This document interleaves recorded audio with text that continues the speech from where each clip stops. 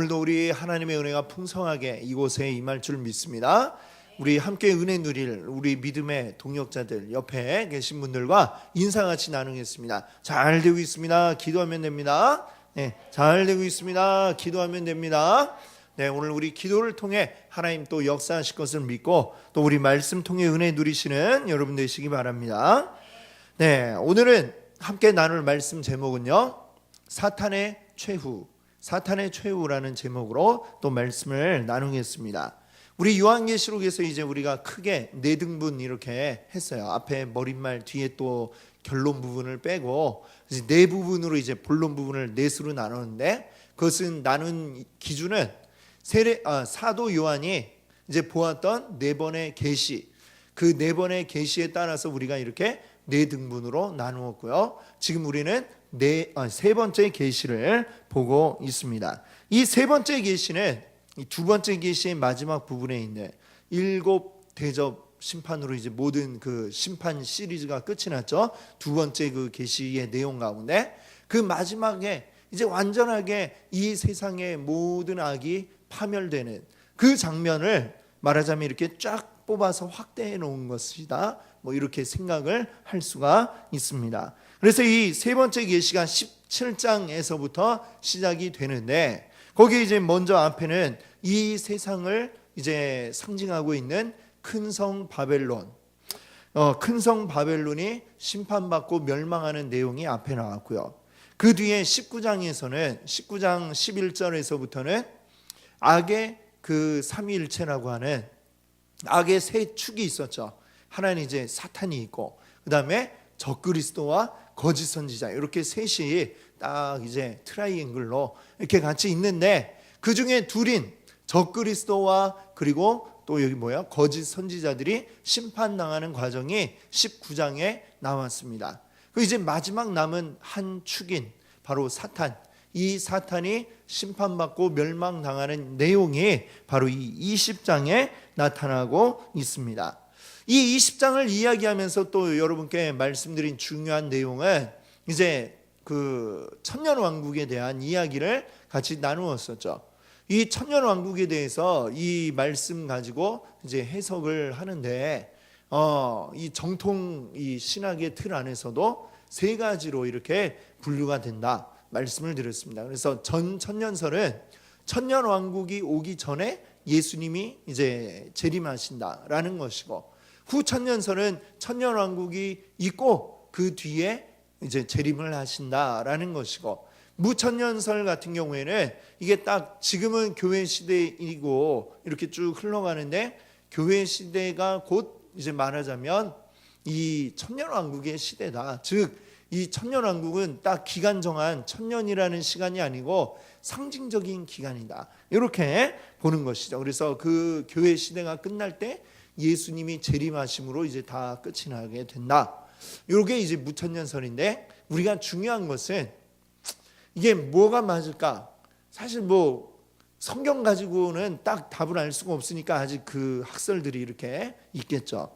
예, 주님이 이제 오셔야 정확히 아는데, 중요한 건 이 언제 주님이 오시냐, 천년왕국이 이게 상징적 기간이냐 아니면 정말 딱 존재하는 천년이냐, 이거보다 더 중요한 내용이 무엇이냐면 이 악이, 이 사탄이 반드시 심판당한다라고 하는 바로 그 사실을 우리에게 일러주고 있다. 이것이 우리가 더 중요하게 여겨야 될 부분이다 라는 말씀을 드렸습니다. 그래서 그거죠. 지금 이 세상에 악이 가득하고 그것이 우리 주님의 자녀된 우리들을 힘들게 하지만, 이 악은 영원한 악이 아니라 정해져 있는, 기간이 정해져 있는, 끝이 있는 그러한 악이다라는 것을 우리가 기억할 수 있기를 바랍니다. 자, 그래서 이제 또 지난 주간에는 또 중요한 내용을 이렇게 말씀드린 게 뭐가 있었냐면, 사람이 죽고 나서 주님이 재림하실 때까지 그 기간 동안 어떻게 되느냐라는 것에 대해 지난주에 막 표도 보여드리고 했는데 기억이 나실까 모르겠어요. 이 표가 있죠.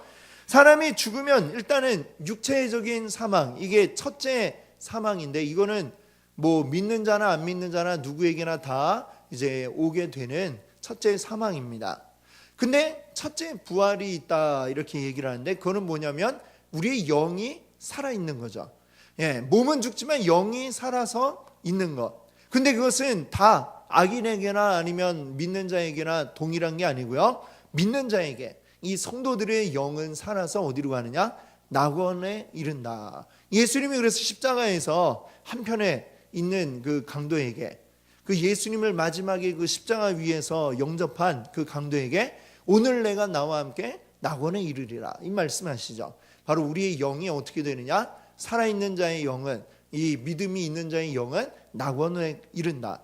그것이 이제 첫 번째 부활이라고 이렇게 이름을 붙였습니다. 두 번째 부활은 뭐냐? 우리 주님이 다시 오실 때, 재림하실 때에 모든 사람이 다, 모든 죽었던 자들이 다 부활을 하게 되는데, 이때에는 영만이 아니라 몸까지, 죽은 자들의 모든 그 죽었던 몸들이 다 살아나 그때 이제 마지막 심판을 받게 되죠. 그 마지막 심판을 받아서 이 몸과 영혼까지 전부 다 싸그리 다 어떻게 되는 거예요? 악인들은 이제 심판을 받게 된다라는 거죠. 불못에 던져진다. 바로 그것이 두 번째 사망이다라고 이렇게 이야기를 드렸습니다. 그러나 믿는 자들에게 이 두 번째 사망이 없죠. 우리는 그대로 쭉 하나님 나라를 누리게 된다. 새 하늘과 새 땅을 누린다. 이렇게 성경은 말씀하고 있습니다. 이것을 우리가 잘 기억하기를 바랍니다. 자, 이제 오늘은 이제 우리가 7절 말씀부터 읽었는데 여기엔 이제 드디어 이 남아있는 마지막 악의 축인 이 사탄이 최후 멸망을 당하게 되는 과정이 나타나고 있습니다. 오늘 7절부터 10절까지의 말씀을 보니까 그 사탄이 멸망하는 단계, 마지막 단계가 총 5단계로 이렇게 설명이 되어 있습니다. 자, 첫 번째 단계는 뭐냐? 사탄이 천년 왕국 끝에 석방된다라고 이렇게 얘기를 하죠. 7절이 이야기합니다. 천년이 참에 사탄이 그 옥에서 놓여라고 이렇게 말씀하고 있죠. 자, 사탄이 옥에서 놓여진다. 이 앞에 3절에 보시면은 사탄이 무저갱에 갇힌다라는 이야기를 하고 있죠. 그리고 그때로부터 천년의 기간을 요한계시록이 말씀하고 있고, 그 기간 동안 이제 우리가 말했던 천년 왕국인데요. 이 천년 왕국의 마지막 때에 무저갱에 갇혔던 사탄이 풀려난다. 3절에도 그 점을 미리 얘기를 하고 있습니다. 다시는 만국을 미혹하지 못하게 하였는데 그 후에는 반드시 잠깐 노일이라. 반드시 잠깐 노일이라 라고 이렇게 이야기를 하고 있죠. 이 시기가 언제냐? 모든 이제 천년 왕국의 시대, 또 이 교회의 시대, 이 시대가 쭉 흘러가서 그 마지막 지점, 그 마지막 지점에 사탄이 풀려나게 되고, 그리고 그때는 언제냐면 예수님이 재림하시기 바로 직전의 그 때인 것이죠. 그 모든 이 세상 역사의 쭉 그래프를 이렇게 쭉 그려본다면 딱 끝나는 그 바로 직전의 지점에 이 사탄이 풀려나게 된다라고 이렇게 말씀을 하고 있습니다. 그러면 이제 두 번째 단계는 이 풀려난 사탄이 어떻게 하겠어요? 천년 동안 갇혀 있었는데 억울하다 하면서 힘을 모아가지고 어떻게 하겠습니까? 이 세상에 이제 어떻게 하냐면 사탄이 만국을 미혹해서 하나님의 백성에게 적대적인 세력들을 모은다라고 이렇게 이야기합니다. 8절을 한번 볼까요? 8절에 보시면은 나와서 땅의 사방 백성 곧 곡과 마곡을 미혹하고 모아 싸움을 붙이리니 그 수가 바다의 모래 같으니라. 자, 이 부분은 이 구약 성경의 에스겔서에 보면 에스겔 38장 39장에 이 세상 마지막 때의 전쟁에 대한 그 말씀이 나오고 있는데요. 그 말씀을 이제 배경으로 해서 지금 이러한 이야기가 나옵니다. 38장 그 에스겔 38장에 보시면은 마곡 땅의 왕 곡, 이렇게 그 나오고 있어요. 마곡이라는 곳이 있고 거기에 왕이 있는데 곡, 그가 사람들을 끌어 모아서 마지막 그 전쟁을 일으킨다라고 되어 있죠. 근데 여기 이제 계시록에서는 뭐라고 하고 있냐면 곡과 마곡, 이 곡과 마곡 이제 구분을 하지 않고 이제 같이 부르면서 그게 누구냐? 이 앞에 보시면 뭐라고 그랬죠? 땅의 사방 백성. 곡과 마곡은 곧 이 온 땅에 사방에 있는 모든 백성들을 이야기한다라고 이렇게 말씀하고 있습니다. 즉, 이 모든 세상에 사실은 뭐예요? 이 세상 나라, 하나님의 나라가 아닌 세상 나라에 속한 사람들을 다 불러 모은다라는 이야기를 하고 있습니다. 사탄이 그 무적행에서 풀려나고 곧 세상 사람들을 불러 모아서 연합해서 뭘 하겠어요? 천년 동안 제가 갇혀 있어서 너무 힘들었어요. 역시 하나님 말씀 들어야 됩니다. 사탄이 이랬을까요?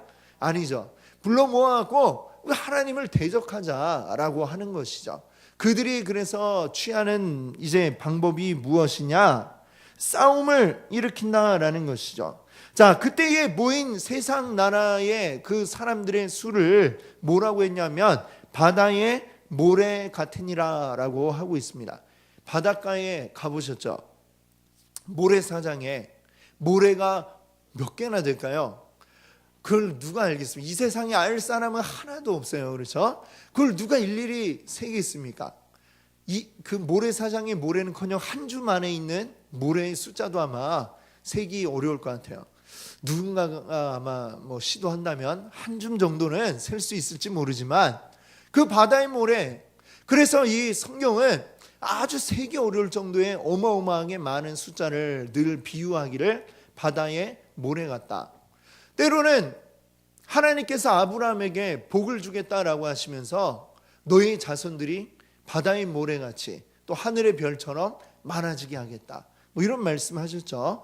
예, 이렇게 이 바다의 모래라는 것은 많은 숫자를 이야기할 때에 그 비유로 종종 사용이 됩니다. 요한계시록에도 이제 이 하나님을 대적하는 자들을 막 모았더니 정말 바다의 모래처럼 많더라라고 하는 것이죠. 자, 이제 모았어요. 그 다음에 이제 어떻게 하겠어요? 공격을 하겠죠. 바로 이 세 번째 단계입니다. 곡과 마곡이 하나님의 백성을 이제 공격한다라고 했습니다. 자, 9절을 한번 보세요. 9절을 한번 같이 읽어볼까요? 그들이 지면에 널리 퍼져 두루매 하늘에서 불이 내려와 그들을 태워버리고. 자, 여기 이제 3단계는 이제 성도들의 진과 사랑하는 성을 두루매, 몇 가지 이제 내용이 해당이 되겠습니다. 곡과 마곡, 즉 그게 누구라고요? 이 온 세상에 하나님을 대적하는 자들이 다 모인 게 곡과 마곡인데, 그들이 무엇을 공격하느냐? 여기 바로 하나님의 백성들, 하나님의 교회를 공격하는 것이죠. 그것을 이 말씀에 보니까 뭐라고 표현을 했냐면 성도들의 진, 그리고 또 사랑하시는 성이라고 이야기를 했습니다. 성도들의 진, 성도들의 진이 뭐냐? 진이라고 하는 거는 쉽게 얘기하면 이제 군대 이렇게 진을 친다라고 하죠. 바로 그 진이 이 진인데요. 이 진이 어디에 나오냐면 이스라엘이 출애굽했을 때에, 출애굽해서 광야를 거쳐 가나안에 가는 길에 어마어마하게 많은 수가 가죠. 그러니까 이들이 그냥 무작정 갑시다 하면 막 우르르 가는 게 아니라, 왜냐하면 그때 사람의 수가 어느 정도였냐면 60만 명, 20세 이상 전쟁에 참가할 수 있는 사람의 수만 60만 명이 넘었어요. 그러면 대략 노약자, 어린아이, 여성 다 합치면은 뭐 한 200만 이상 되는 굉장히 많은 숫자죠. 지금 보니까 인천시가 얼마 전에 보니까 많이 또 늘었더라고요. 그래서 300만이 넘었대요. 근데 한참 전에는 또 200만이다 그랬는데, 쉽게 생각하면 인천 시민 전부가 다 막 걸어가는 거예요. 예. 인천 시민 다 모이면 얼마나 많겠어요, 그렇죠? 예. 동네 아파트 사람만 모여도 굉장히 많을 텐데, 예. 인천 시민이 다 모여갖고 이동을 하는데 이거는 질서를 딱 잡지 않으면 이동할 수도 없죠. 그러니까 어떻게 하냐면 마치 군대 진영이 이제 쭉 이동을 하듯이 이스라엘 지파가 몇 개예요? 12지파. 12지파가 이제 쫙 진을 갖춰가지고 그것도 또 각 지파별로 막 가다가 막 흩어지면 안 되니까 3개 지파씩 묶었어요. 넷으로 이제 묶고, 그 다음에 레위 지파는 따로 가운데 껴가지고 이제 하나님의 성막을 메고 이제 갑니다. 그 다음에 이제 갈 때는 쭉 그렇게 순서를 정해서 가고, 이제 밤에 어떻게 해요? 진을 치고 이제 밤에 묵을 준비를 해야 될 거 아니에요. 그러면 어떻게 하느냐? 이제 진영을 딱 구성을 하기를 3지파씩 묶었잖아요. 4등분으로. 그러니까 각각 동서남북으로 해가지고 각각 정해진 자리에 동서남북으로 이렇게 진을 딱 칩니다. 그럼 사방 이렇게 진을 치고 그 가운데에는 뭐가 들어갈까요? 바로 하나님의 성막. 성막이 그 가운데 들어가고 그 옆으로 또 레위 지파도 이렇게 넷으로 나눠가지고 이렇게 딱 그렇게 진을 구성을 했어요. 그러니까 여기에 성도들의 진이라고 할 때에 중요한 거는 성도들만 있는 게 아니고 그 가운데에 누가 계시냐면 이 성막. 성막은 곧 뭐예요? 하나님이 계시는 곳. 물론 하나님은 그 안에만 계시진 않죠. 모든 곳에 다 계시지만, 그러나 중요한 건 그곳을 통해 또 하나님이 그 백성들과 만나시는 장소. 그래서 이 성막은 하나님의 임재를 나타내는 겁니다.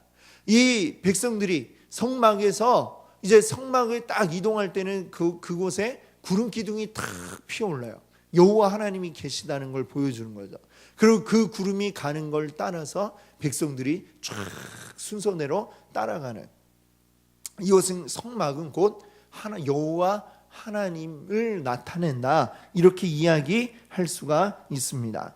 자, 그러니까 이 성도들의 진을 공격한다라고 하는 것은 곧 무엇을 공격하는 거예요? 하나님을 공격하고 대적하는 그것을 나타내고 있는 것이죠. 그러면 사랑하시는 성, 하나님이 사랑하는 성, 이건 뭘까요? 예루살렘을 이제 나타내는데, 지금 딱 저기 이스라엘에 있는 그 예루살렘이 아니라 사실은 예루살렘이 뭐겠어요? 예루살렘은 아주 독특한 곳이죠. 이스라엘이 이제 쭉 가나안에 들어와서 그 다음에 그때까지는 성막, 성막은 뭐예요? 천막이죠. 천막. 쉽게 얘기하면 천막. 이동식 성전이다, 이렇게 얘기할 수 있죠. 이동식. 하나님이 계신 그 성막을 이동을 해야 되니까, 40년을 떠돌아다녀야 되니까 항상 이동하기 위해서 이제 옮겨 다닌 커다란 천막이다, 이렇게 얘기할 수 있습니다. 뭐 우리가 캠핑장에서 보는 그런 천막하고는 이제 물론 사이즈가 말도 안 되게 크죠. 예, 어마어마하게 큰데, 근데 이제 가나안 땅에 정착을 했잖아요. 정착한 이후로는 이동할 필요가 없으니까, 그래서 이제 성전을 짓게 된 겁니다. 그게 바로 이 예루살렘이 이제 이스라엘의 수도죠. 수도 한 가운데에다가 하나님을 모시는 성전을 지은 겁니다. 성막은 이동식이었다면 이제 건물로 딱 이동하지 않아도 되게 세워놓은 게 성전이죠. 이 성전도 그러니까 성막과 마찬가지죠. 그래서 성도의 진이나 사랑하시는 성이나, 그러니까 결국에는 같다라고 이야기할 수 있겠죠. 즉 하나님을 공격하고 대적하는 것, 이게 바로 성도들의 진, 그리고 사랑하시는 성을 둘러싸고 포위해서 공격을 하는 것, 그런 의미로 우리가 생각할 수가 있겠습니다. 그러면 이렇게 공격할 때에 그 결과는 어떻게 됐나요? 오늘 이 9절 마지막 부분이 이야기합니다. 네, 9절 다시 볼게요. 네, 좀 전에 있던 그 9절이요. 네. 자, 9절 뒤에 부분을 보겠습니다. 자, 그 사랑하시는 성을 두루매. 예, 이거 말고 좀 전에 있던 9절이요. 네, 요한계시록 20장 9절. 자, 요 뒷부분. 자, 성을 두루매 그 뒤에 하늘에서, 자, 읽어보겠습니다. 하늘에서 불이 내려와 그들을 태워버리고. 자, 이게 그 결과입니다. 이게 네 번째 단계죠. 하늘에서 불이 내려와서 싹 다 태워버렸다라는 것입니다. 하나님을 대적하고 하나님을 공격하려고 했더니 어떻게 된 거예요? 하나님께서 그들을 심판하시는 것이죠. 자, 이 이야기, 이 장면은 아까 우리 에스겔 38장도 말씀드렸는데 에스겔 38장에도 이런 장면이 나오고 있습니다. 자, 이렇게 나와요. 같이 한번 읽어볼까요? 내가 또 전염병과 피로 그를 심판하며 쏟아지는 폭우와 큰 우박덩이와 불과 유황으로 그와 그 모든 무리와 그와 함께 있는 많은 백성에게 비를 내리듯 하리라. 아멘. 그렇습니다. 참 불로 심판하는 것보다 이 에스겔서는 보니까 더 많은 것들, 전염병, 피, 그리고 막 큰 폭우, 큰 우박 덩어리, 불과 유황, 이런 많은 것들이 쏟아져서 심판을 하겠다라고 이 말씀을 하고 있습니다. 이것이 하나님이 꼭 무슨 어떤 천재지변 이런 걸로 심판하시는가? 그것이 아니라 하나님의 심판, 하늘에서 내려왔다라는 게 하나님이 내리는 심판이다라는 그런 의미를 나타내시는 것이죠. 자, 굉장히 무섭다는 생각도 들어요. 이 우리가 기억하고 있는 것처럼 저 일본에 큰 쓰나미가 있을 때 그 해일이 일어나면서 원자로를 덮쳐주고 그 결과 어떻게 됐습니까? 지금도 아직도 계속해서 방사능이 거기서 유출이 되고 있고 아직도 그곳은 사람이 살지 못할 땅으로 지금도 여전히 일본 사람들도 들어가지 못하고 있는 곳입니다. 이 천재지변이 그냥 그거 자체로 끝나는 게 아니라 이제는 이 현대 문명은 그것을 더 큰 재앙으로 만들 그런 불안 요소들을 가지고 있는 것이죠. 우리가 딱 생각해봐도 오늘날 다 도시가스가 막 집집마다 연결이 돼 있네. 거기에 한번 막 폭탄이 떨어졌다 생각을 해보세요. 어떻게 되겠습니까? 이 도시 전체가 그냥 불바다가 되는 아마 이런 일들이 생기지 않겠습니까? 중요한 거는 이런 일들이 어떤 전쟁이나 아니면 천재지변이나 이런 걸로 우리가 생각하기보다도 하나님께서 분명하게 이 악에 대해 심판을 하신다는 거죠. 어떤 전쟁의 어떤 그 참상보다도 더 끔찍한 심판이 이 하나님을 대적하는 자들에게 일어날 것이다 라는 점을 우리가 기억하지 않으면 안 되겠습니다. 이 세상의 전쟁이 얼마나 끔찍합니까? 요즘도 계속해서 시리아의 그 한 도시에 일어나는 일들이 외신을 통해 간간히 들려옵니다. 수많은 사람들이 죽고 수많은 사람들이 다치고 건물이 무너지고 오늘 살아서 인터뷰한 사람이 그 다음날 죽었다라는 소식을 막 듣는 이런 곳이 지금 그 전쟁터입니다. 이 전쟁보다도 더 끔찍한 일들이 이제 이 심판의 때에 나타나게 되리라 라는 것이죠. 더 중요한 것은 이것이 일순간이 아니고 영원토록 그 심판이 이루어진다라는 점을 우리가 기억해야 되겠습니다. 자, 이 심판의 마지막 단계는 뭐냐? 그 심판당할 제일 우두머리라 할 수 있는 사탄이 이제 멸망당하는 것이죠. 사탄을 어떻게 하신다 하냐면 10절에 보니까 불못에 던진다라고 했습니다. 같이 한번 읽어볼까요? 또 그들을 미혹하는 마귀가 불과 유황못에 던져지니 거기는 그 짐승과 거짓 선지자도 있어 세세토록 밤낮 괴로움을 받으리라. 아멘. 이게 바로 악의 마지막 심판받는 모습입니다. 온 세상 사람들을 다 미혹해서 그들을 죄 가운데 빠뜨리고 그들을 끝까지 하나님을 대적하게 만들었던 그 마귀 사탄의 최후 불과 유황못에 던져진다라고 했습니다. 불과 유황못. 사실 이것은 사람이 상상할 수 있는 아마 가장 끔찍한 모습을 2000년 전에 생각하는 가장 끔찍한 모습이 그런 모습이었을 거예요. 그렇죠? 오늘날처럼 아주 대량 살상 무기가 있지도 않았고 그 불난 집에 만약 그래서 옛날에 가장 끔찍한 형벌이 뭐예요? 화형이잖아요. 화형. 사람을 태워 죽이는. 사람이 막 빨리 죽지도 않고 막 타들어갈 때 그 고통이 가장 고통스러운 그 고통이라고 하더라고요. 사람이 불에 막 타들어가는 게. 그 고통. 그런데 이 불못에, 이 불과 유황못에 사람이 이 사탄이 던져지는데 거기에는 이 사탄뿐만 아니라 악의 중심 축이었던 또 누가 있어요? 짐승, 즉 적그리스도와 그리고 거짓 선지자도 함께 있고, 그리고 그 고통이 어떻게 이어지느냐? 세세토록, 즉 영원히 밤과 낮으로 끊임없이 그 고통을 받게 된다라고 이렇게 말씀하고 있습니다. 이것이 바로 그 심판당하는 자들의 당하는 심판의 모습인 것이죠. 정말 아마 이 불에 타는 것보다도 더 끔찍한 고통, 그 고통이 영원토록 이어지는 이것이 바로 심판날 당할 고통이다라고 하는 것이고, 사탄과 또 짐승과 거짓 선지자뿐만이 아니라 그에 동조하여서 함께 하나님을 대적하는 모든 무리가 심판을 당하게 될 것이라고 말씀하고 있습니다.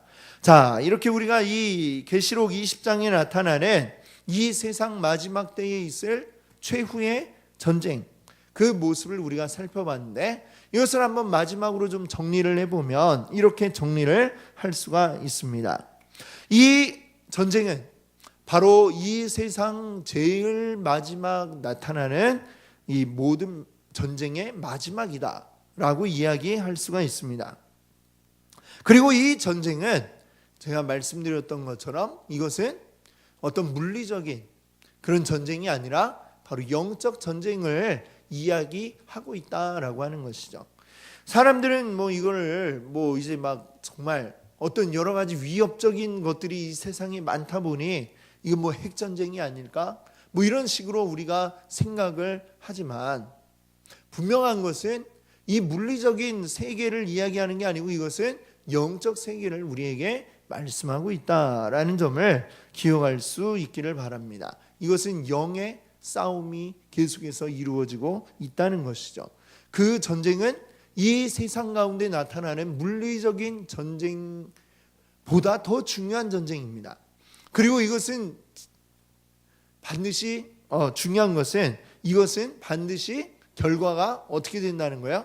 하나님의 승리로 정해져 있다는 것이죠. 왜? 이 말은 전쟁이지만 사실은 이게 뭐예요? 하나님의 심판이라고 이야기하는 것이기 때문입니다. 하나님께서 이 전쟁의 마지막에 하나님의 심판으로 마지막을 장식하도록 되어 있다. 시나리오가 이렇게 딱 되어 있어요. 우리는 지금 그 전쟁에 참여를 했어요. 어느 편에? 하나님의 편에서 우리는 참여하였고, 우리는 결과가 정해진 전쟁을 하고 있다라고 하는 것을 기억해야 되겠습니다. 우리는 이미 승리한 전쟁을 하고 있는 줄 믿습니다. 아멘. 자, 그리고 이 전쟁의 결과, 이 세상의 모든 악은 다 어떻게 된다고요? 심판받게 된다라고 말씀하였습니다. 우리가 이 세상 가운데 지금도 이 전쟁을 우리가 계속하고 있죠. 영적 싸움이 계속해서 이루어지고 있습니다. 이 세상 어느 싸움보다도 치열한 싸움입니다. 보이지 않는 곳에서 일어나기 때문에 때로는 그 전쟁의 위험을 우리가 느끼지 못할지 모르지만, 그러나 지금 분명하게 일어나고 있고, 그리고 여기에 방심할 때 우리가 당할 수 있다라는 점을 기억해야 됩니다. 우리는 끝까지 우리 마음을 놓아서는 안 되고요, 하나님의 손을 붙잡고, 그리고 하나님이 우리에게 주시는 전신갑주, 그 전신갑주를 우리가 딱 착용을 하고 끝까지 달려가야 할 줄 믿습니다. 그것으로 끝까지 싸워야 합니다. 언제까지요? 주님이 다시 오실 그날까지, 우리가 살아 숨쉬는 그 시간까지 계속해서 우리는 이 싸움을, 믿음의 싸움을 해나가야 할 줄 믿습니다. 그리고 이 승리를 우리 함께 누릴 수 있기를 바랍니다. 아멘. 같이 함께 기도하겠습니다.